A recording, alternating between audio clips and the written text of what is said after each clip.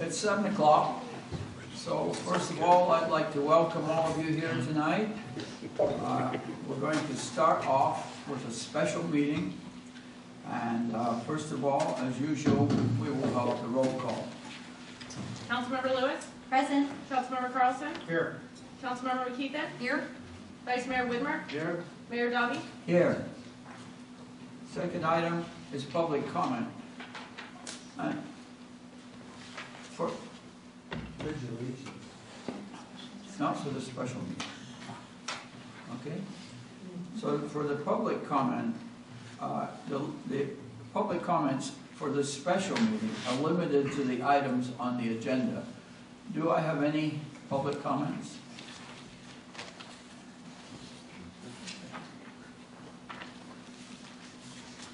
Well, seeing none, we then go to item number 3, which is the legal counsel selection. And first of all, we'll start with the staff report. Mr. Mayor, I'm going to step outside as this concerns my firm's potential employment for the town. So, okay, thank you.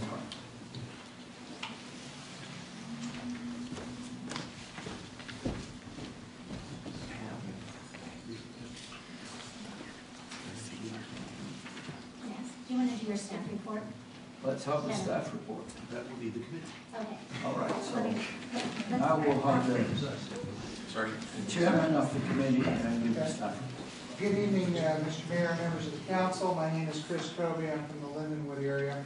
I'm the chair of your advisory committee on the selection of candidates for the contract city attorney position. The council established the committee and selected its members. We have all 6 members of the committee here tonight. Councilmember Carlson, Councilmember Lewis, in alphabetical order.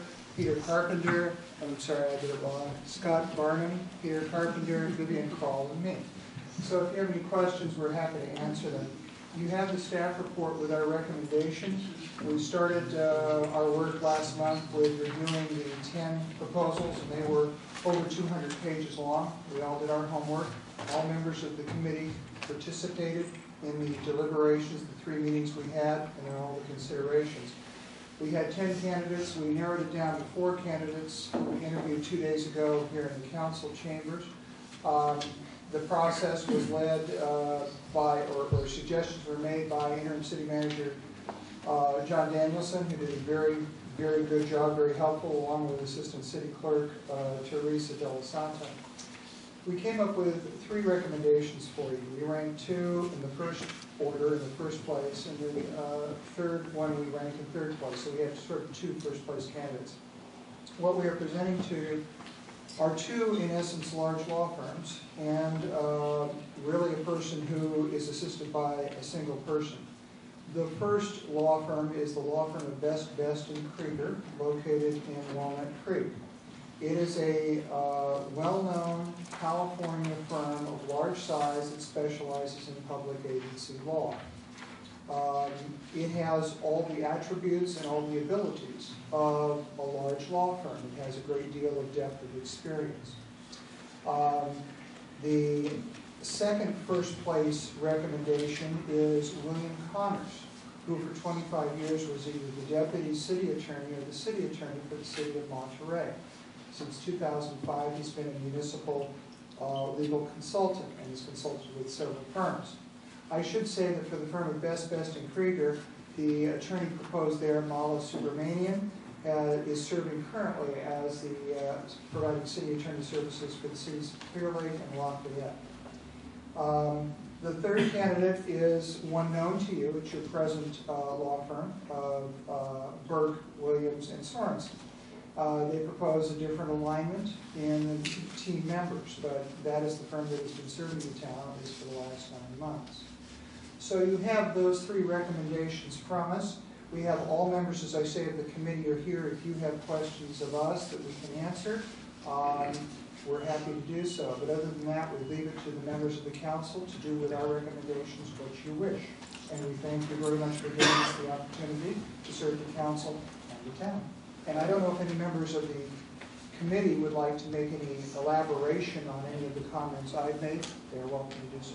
Yeah, that's why I was going to ask you. Any other members of the committee wanting to say something before we get to public comment?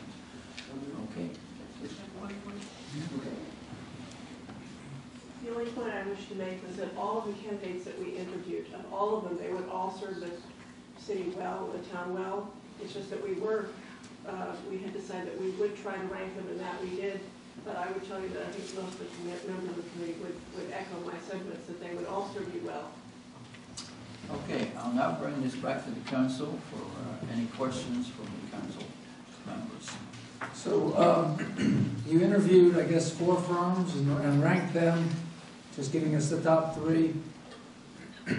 Was there any sort of ranking of the other firms that did not make it to the interview process? And is there like a spreadsheet that shows how they were graded? The committee did not formally do that. We picked 4 to interview, so I guess you have in a sense the top 4, but we're not recommending the 4th one to you. We think the top 3 are good. We did not formally take a position on the remainder of them. Okay. Excuse me. We did, however, rank the other, in the preliminary ranking of all 10, we did extensive matrices. I see committee member Scott Barnum shaking his head. Maybe you'd like to just express how we did that, because it was tedious and quite lengthy. Sure. My name is Scott Barnum. I was a member of the advisory committee.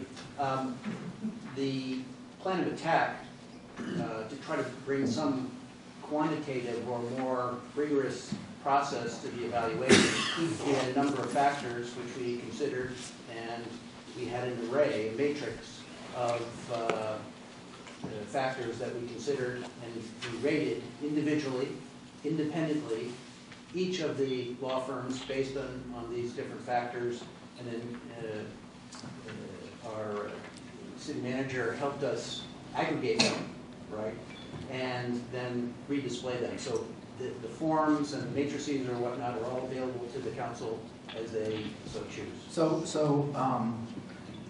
you independently, each, like many of us have done, all of us, have read all the proposals, and then, but each of you made your own criteria and ranking, and then you got together and compared those?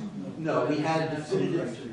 Okay. We had definitive criteria which we all rated against, but we did it independently. Okay.